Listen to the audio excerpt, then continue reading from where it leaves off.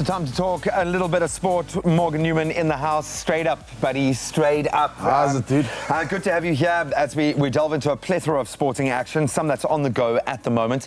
We're going to be talking Springboks and some interesting changes ahead of a must-win clash for us a little bit later this morning. But right now we're focusing on the Proteas up against India and up against it. The Springbok women's team getting a real test as well. They face off against Scotland in another massive test.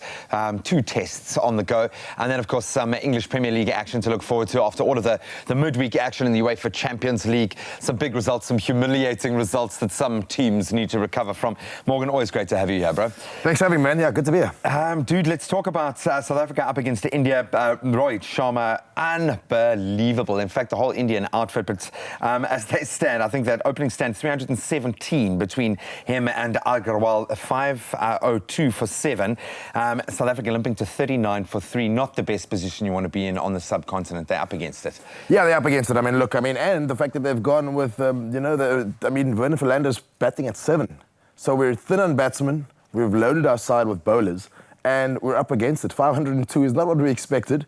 And there's going to have to be plenty of runs scored in the next couple of days if we keep in this test match. But this sounds so familiar. We've loaded bowlers. We are low on batsmen. Yeah, it does, right? Have we learnt nothing? We know, obviously, when you hit India in a rich vein of form, I mean, they'll beat the best in the world, especially at home.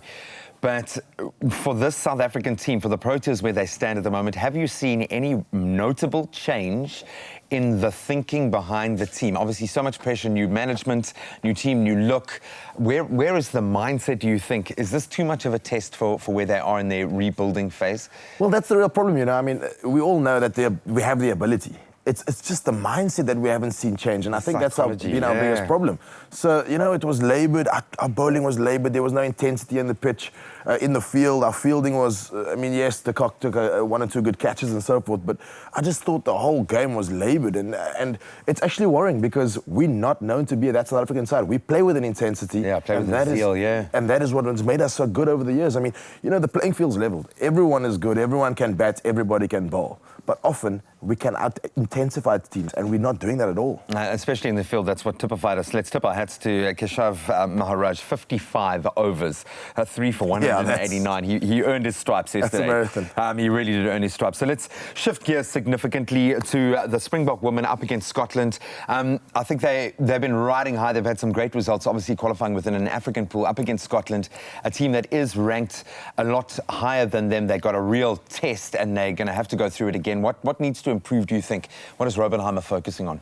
Yeah, look, they're well coached, firstly. Stanley Robenheimer is a great coach. I know Paul Dalport with the 7s also works very closely with the 15s. So, that being said, I think it's a bit of a wake-up call. They conceded 8 tries, which is worrying. Defensively, it is a worry for us, And the fact that I think of 7 of the 8 tries that they conceded all came from backline players, which lends me to believe the Scottish are giving the ball some air, and defensively we're just not quite very sound. Soft tries, you would say, yeah. Soft tries, yeah. The wingers in the opening 20 minutes, they scored 4 tries and all came from the wingers.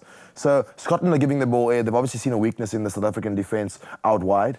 But that being said, it's quick turnaround. This time they can turn it around now, back at City Park. And I think, now that they know what kind of intensity to expect, South Africa will lift again. And it's a learning curve for our women, the amount of resource that's being pumped into, but this united, especially opening it up to elite athletes across all fields and kind of getting back onto, you've seen what America have done in that space, the focus on supporting the women in this space. They are in their infancy at the moment, so the fact that they're playing against the big teams, you need that. You need to test yourself against the best. Yeah, 100%. What they've done now is play a draft for the ladies. Has been fantastic. If our hockey teams, our lady hockey teams are doing really, really well. And there's obviously heaps of talent that exists there. So I think that they are going to start to pull from those kinds of pools. We've seen Casa Semenya try a hand at soccer. There's no reason why we can't see 1 or 2 of our other top athletes try their hand at rugby. So it's interesting time for our ladies, but I think we're definitely headed in the right direction. For the first time, we're investing quite a fair amount of resources. Yeah, no, completely, into man. ladies rugby. Then just very quickly, when we look at all of the hosts of the Premier League fixtures coming up, I think Liverpool and Leicester probably stands out for me, knowing the form that Liverpool and Leicester just, they steamrolled Newcastle. Any fixtures standing out for you? I don't think Newcastle stand much of a chance against Man United, but hey, that's Man United. Maybe City Wolves?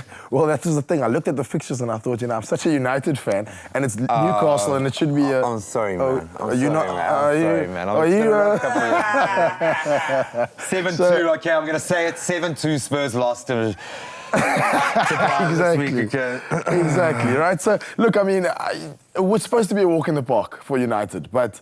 Is any game a walk in the park currently? Sitting at 10th in the log. Yeah, it's desperate times, isn't it? It's desperate times indeed. Don't worry, we'll talk a little rugby. Some interesting times in rugby as well. Damien Villensa being called up to the Springboks squad with Dressy Curiel out of the mix. I cannot wait to hear Morgan's take on that. We'll continue our discussion after the break.